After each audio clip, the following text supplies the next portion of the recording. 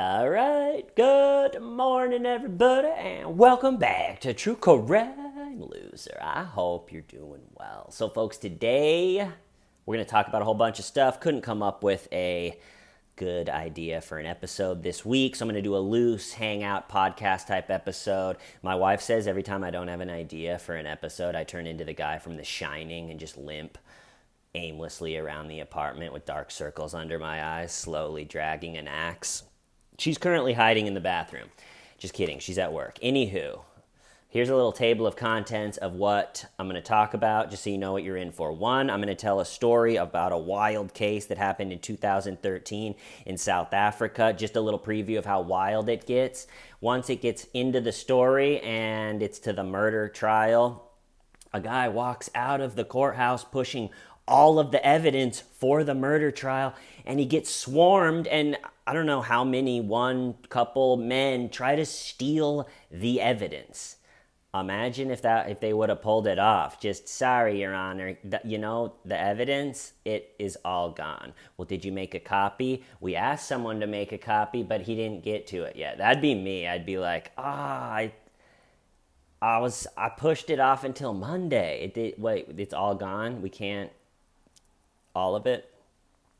They didn't steal the evidence. There was a struggle, but they did steal the guy's ID badge to get into the courthouse. So it made the trial, once it got going, have this bizarre military dudes with big rifles, because they didn't want someone dressed to come in as like a lookalike or dressed as someone that works for the courthouse, beep, with the little ID badge and pull off something. So it made for a pretty wild scene once the trial started. So I'm going to tell you that story, and then I'm going to talk about how Twitter has been completely turned inside out by the 1-2 punch of Project Veritas, which is a hardcore old school journalist organization. They got a YouTube channel. I think that's maybe their main thing. So with the 1-2 punch of Project Veritas just opening Twitter up, they have journalists who will pretend to meet Twitter employees organically. So say I'm a Twitter employee, I'm just at a bar, wow, this is fun, I'm a Twitter employee. And then someone turns around and goes, hey, how you doing? I'm like, okay, and we meet, and it's like this organic meeting, and it's going good, and we're flirting a little bit, and then, all right, yeah, you want to go on a date? And it's a Project Veritas journalist. And so, yeah, we go on a date, and then we go on a date or a couple dates, 4 dates in some cases, and the whole time the Project Veritas employee is pumping me up, talking, yeah, we're on a date, how fun is this? But they have hidden cameras, and I'm the Twitter of employee, am just, some of the most horrifying lines are like, we're here to do something great for the planet, not to give people free speech. It's just like, in the words of the great Norm Macdonald, that sounds a little bit like some commie gobbledygook. But so we're going to talk about that, the Twitter, but the reason it made it into the episode today, not only are those clips coming out of the last month, but also because Elon is trying to buy it, he's requesting all of this information and then not being private about the information. So Twitter, a very private company that keeps their algorithm and their numbers and everything really close to their chest, all of a sudden, the deal with Elon is what are the numbers mixed with Project Veritas, getting the employees going, yeah, Elon's special needs. How could I take anything seriously that he says? It's not a great look. And so we're going to talk about that. And then if I have time, I want to talk about, this isn't what I'm going to talk about. What gave me the idea for these stories is once the Amber Heard Johnny Depp trial ended, I'm sure saw people came out and said, well, this is the end of the Me Too movement.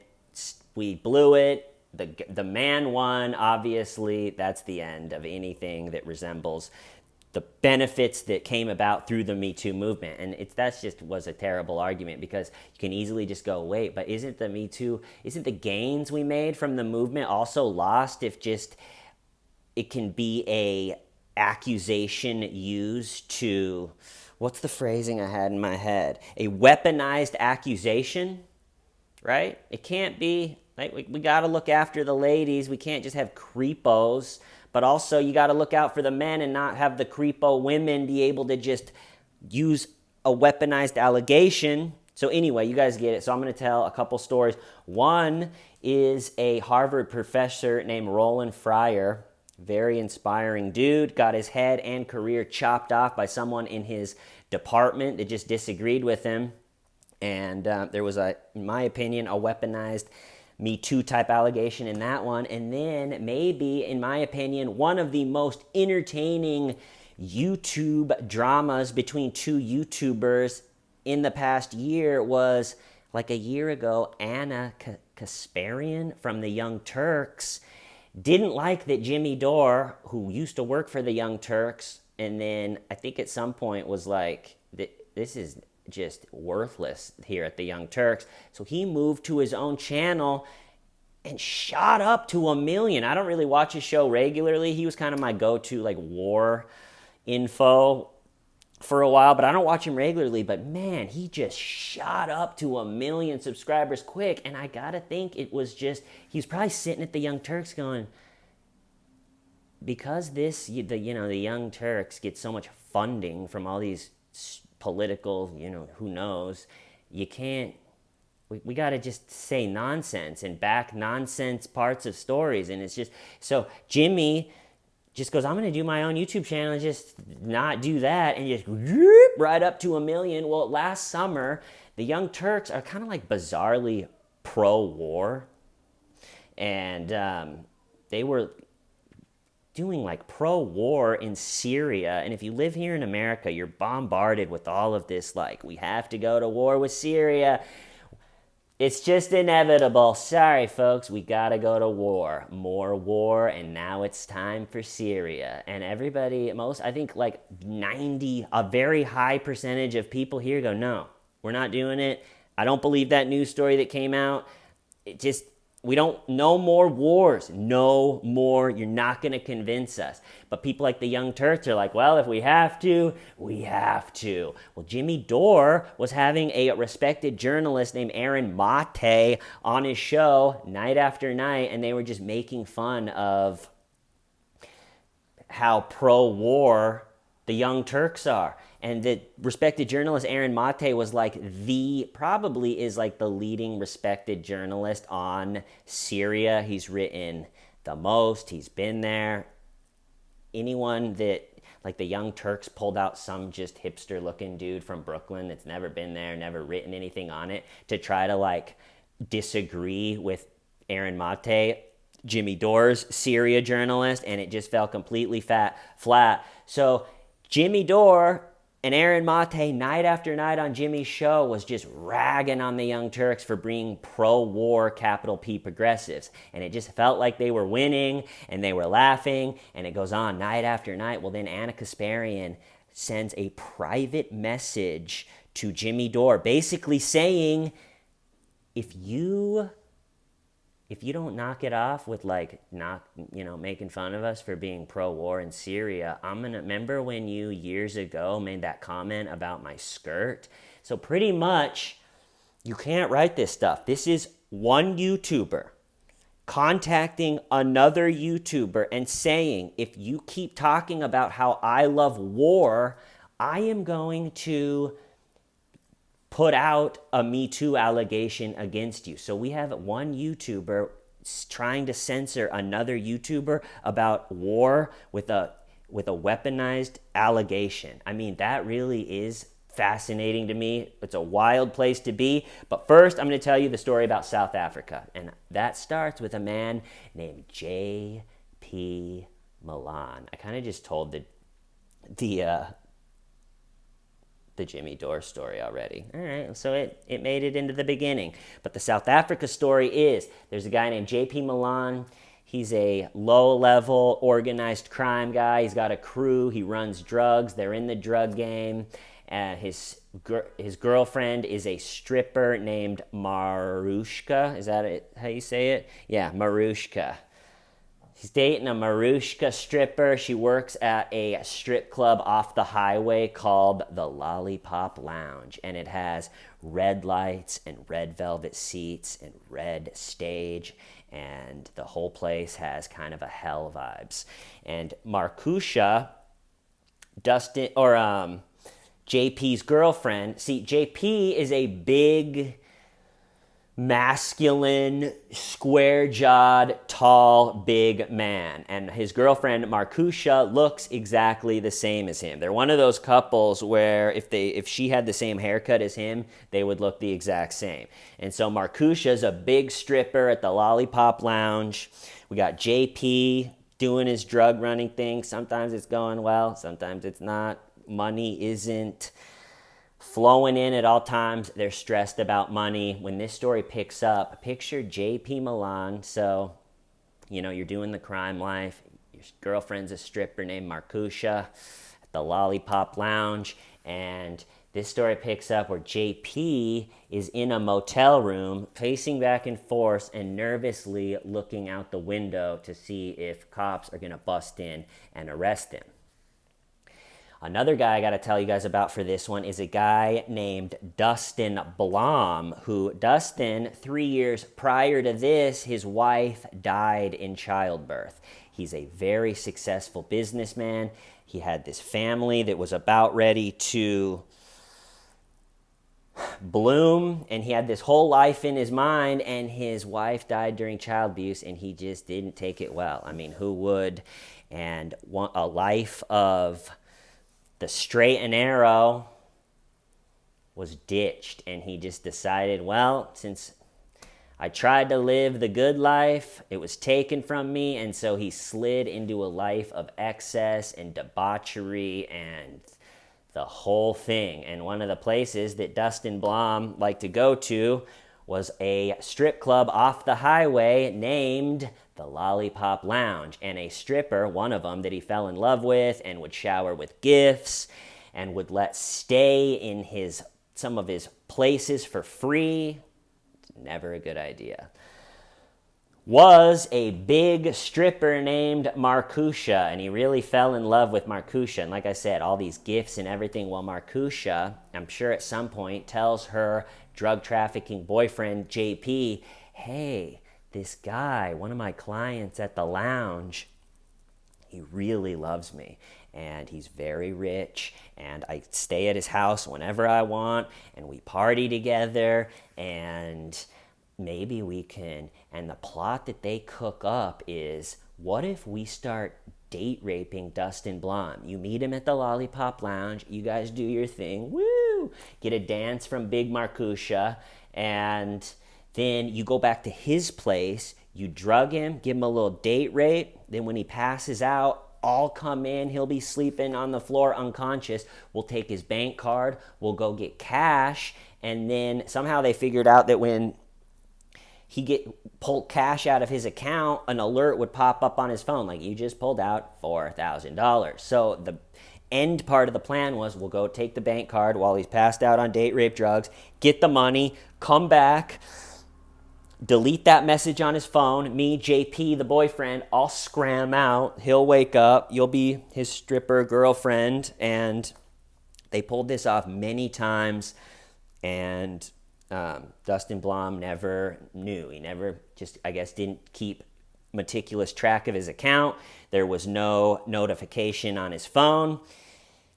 And the days went on, and he still was very into Markusha, hanging out at the lounge, the lollipop, the hell vibes.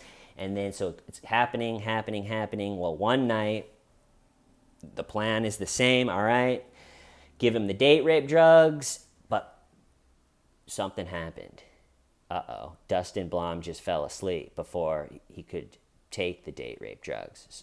Now what? Should we wake him up and be like, hey, sorry, I know you fell asleep. Would you mind chugging this cocktail real quick? And so he's sleeping naturally, and they're, I guess, really needed the money or something. And so JP, again, this is their story, take it with a grain of salt. JP, or Markusha said it was JP's option. What if we put him in a sleeper hold? And he used the word sleeper hold and then said, like the wrestler, like the pro wrestler. What if we put him in a sleeper hold, make him pass out and then do it? Which, the reason I take that story with a grain of salt is because it doesn't make sense. If someone's sleeping naturally and then all of a sudden there's a giant dude that they're not used to seeing in their apartment, you're going to wake up if you're in a sleeper hold. And so, I don't know what really, but maybe they were thinking, we'll pass him out and then like shove the date rape jugs into his mouth or something. I don't know. But anyway, as you can imagine, JP during the sleeper hold kills Dustin Blom. And then they're like, oh God, well, that's not good. So then they put the body into a trunk of a car, driving around with poor Dustin Blom's body in the back. They drive the car to the casino, the Monte Casino. It's one of those casinos where you're outside in the parking lot and then you go inside and the inside looks like outside. Like, the sky in the casino is blue, and as it gets later in the day, it turns to the night sky. I better spend all my money in here and never leave. So they park the car at the Monte Cristo. Yeah, nothing to see here. We love the Monte. And they go in and they're seen very relaxed, pulling more money out of his bank account. But I mean, it's just a slot fest at this point. There's no chance. They're not deleting notifications. There's texts between them, which is really what brought him down in the end. But about 3-4 days later, the manager of the Monte Casino, you can just picture him wearing a suit, looking at everybody, gambling, the noises, the dings, the buzzers, and then someone comes up to him and goes, a customer complained that a car in the parking lot smells horrifically. And the manager goes, well, go check it out. We got to make sure the customers are happy. So 2 employees of the casino go out. It smells horrific at this car. They pop the trunk. Dustin Blom's heavily decomposed body is in the trunk. They can't figure out who it is. There's a very unique tattoo on the hip, so that's how they finally identified one of Dustin Blom's friends, was like, yep, that's the tattoo he had on his hip. So then it goes to, they're charged. Trial is amping up, like I said, someone pushing the evidence cart, big ambush to try to steal it. No, you can't take it. They steal his ID badge. That leads to military-style guards for the trial. Markusha and JP instantly turn on each other, just immediately. They're saying the other one did it. It was JP. He strangled them. The whole thing. They ended up maybe even arresting, I think, a couple more people, probably part of JP's Slopfest organized crime crew. But JP ended up getting life, and Markusha got 29 years. And as far as I know, the Lollipop Lounge is still in business. So that's that one. Pretty wild, right? Okay, so let's talk about the Project Veritas. Or did I talk about it already? I kind of did the table of contents thing. But, so a month or 2 ago, like I said, Twitter gets just opened up for the whole world to see, best reality show in town with the hidden cameras where the employees are on dates going. And then, so Elon says he's going to buy it.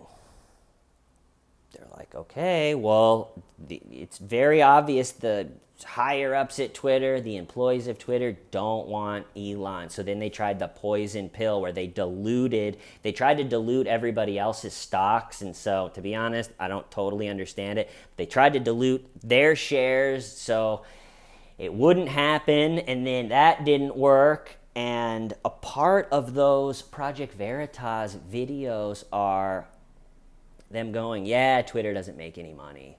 A lot of us just work 4 hours a day, and if you're stressed and you need to take a month or 2 off, people have done that, and it's very everybody works from home. And at one point they said, yeah, we're not here for free speech. We don't believe in free speech. And at one point he said that everyone there is commie. He goes, we're commie as fuck at Twitter. And it's like, whoa. And yeah, probably the worst part of it, like I said, it was just like him laughing, like, yeah, Elon has Asperger's. He's like literally special needs. How can you take anything he says seriously? And it's like, well, have you heard any of his ideas that he's had? I think he demands some respect. You could take him at least seriously. But okay, so then I would say a week or two ago, then it almost felt like the whole deal of Elon buying Twitter fell through. It's just like, was it happening? Elon was demanding how many bots are on there? What percentage of your daily users are nonsense bots? And it felt like Twitter was like, you never ask a social media company how many bots they have. It was like one of those. And then he asked, what is it, the SEC, whatever, like government organization handles like giant sales of this, to be like, yeah, I mean, if he's gonna buy it for 44 mil, billion, you gotta, show him the information on the company. So all that's happening. And then yesterday, where I'll link it in the description, for the first time yesterday, they had an all hands on deck meeting, whereas all the Twitter employees, and for the first time, Elon was on the call and answering questions from the Twitter employees. And the day it happened, Project Veritas puts it on their YouTube. You can watch the Twitter employees on dates. Then you can watch listen to an all hands on deck meeting where the CEO of Twitter talks to the employees. This is like a month ago, where they're all really nervous that the days of just having the power that Twitter has had and kind of just having their own the days could be over. And so you could tell the employees are not happy. And then yesterday, this 45-minute all hands with Elon, they're asking Elon questions. And I don't know if everyone's going to find it as fascinating as I did, but I just think it is the best show in town right now. Like I said, I'll link that call that happened yesterday. But they're going,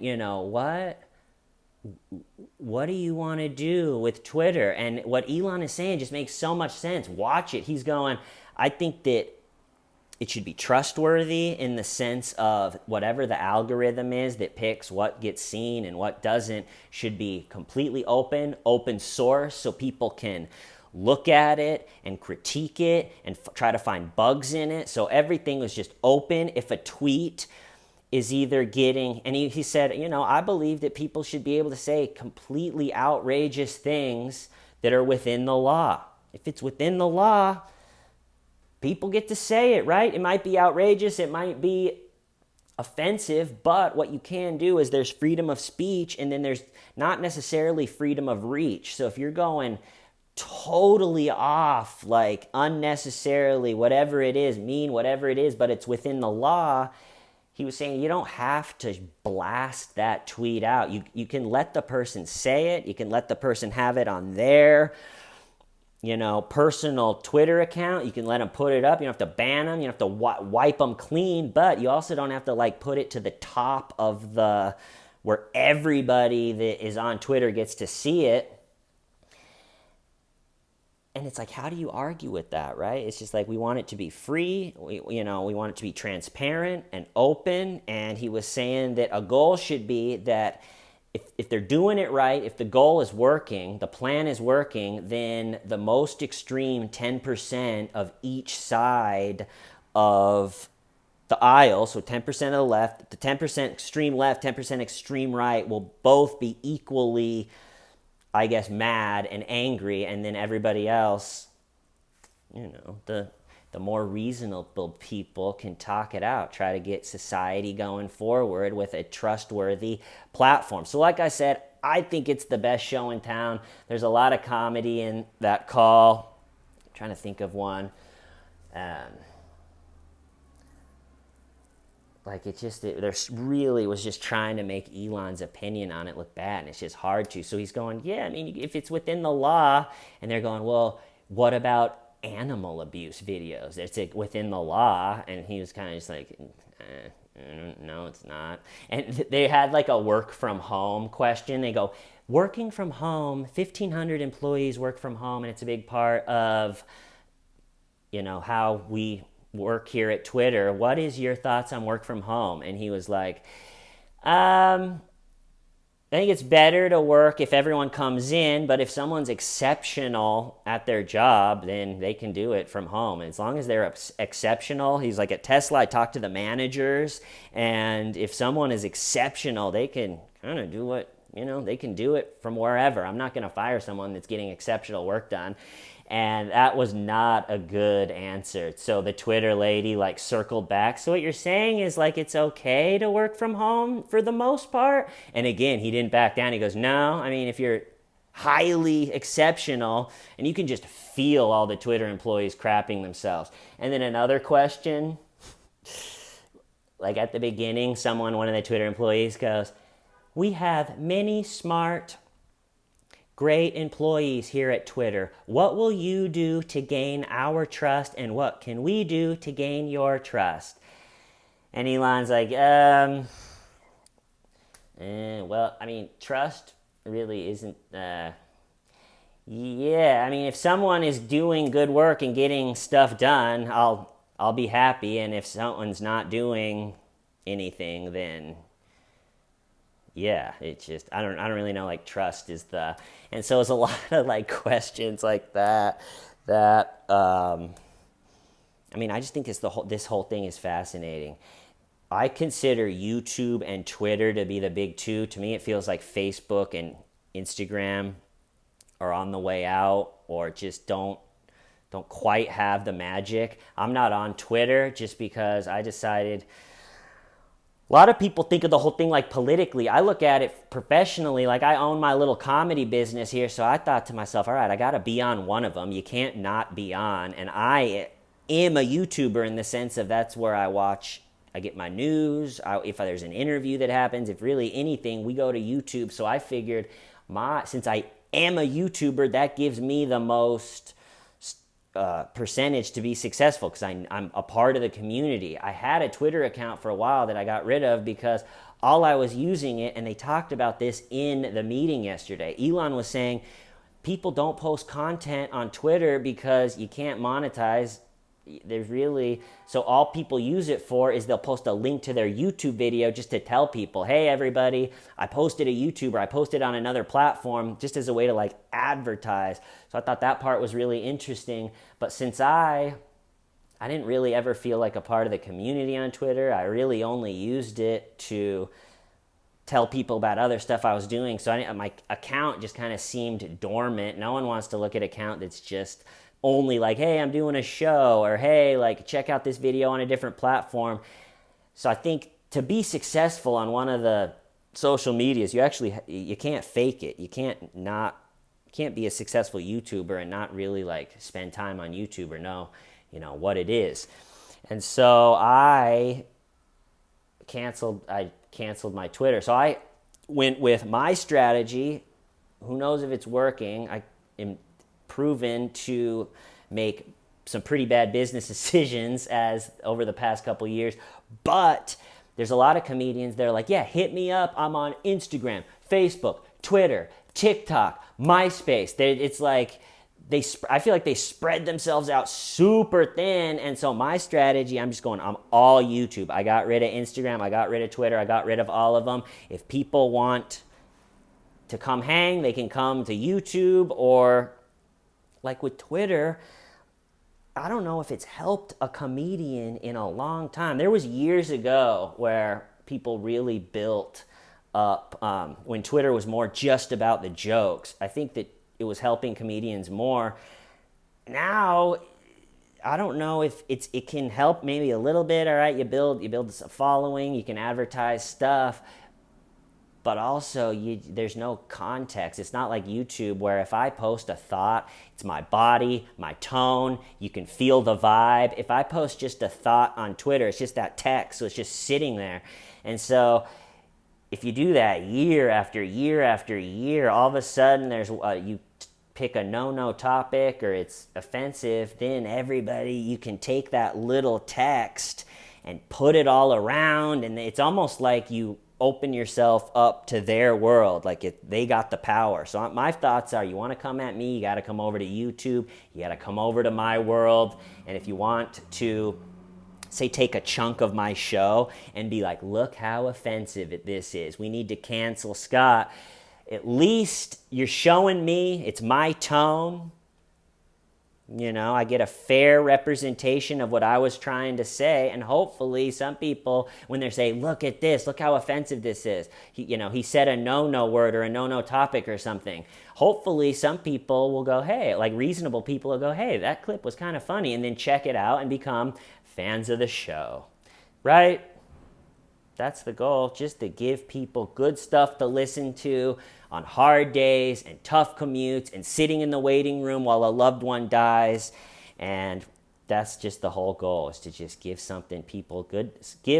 people something good to listen to in the tough, boring, lonely times of life. That's my goal. I'm going to cut it off there. I feel like I told the Jimmy Dore story at the beginning anyway. So I love you all. Hopefully see you next week with more of a traditional big project. I got to be careful though when I pick topics, because I'm married to them for hours and hours and hours, and I really want this next one. Felt like the big Johnny Depp Amber Heard thing ended, and then I had a couple other videos that I had wanted to do for a while, and I got those done. So this is kind of although it's tough to just be like, what am I going to do? I really want to get something going, but it's also kind of exciting because I'm like, all right, I want to pick something good. We'll all get into it, have fun, but that'll be in the future. I'm going to cut it off there. I love you all. Why? Steven, why?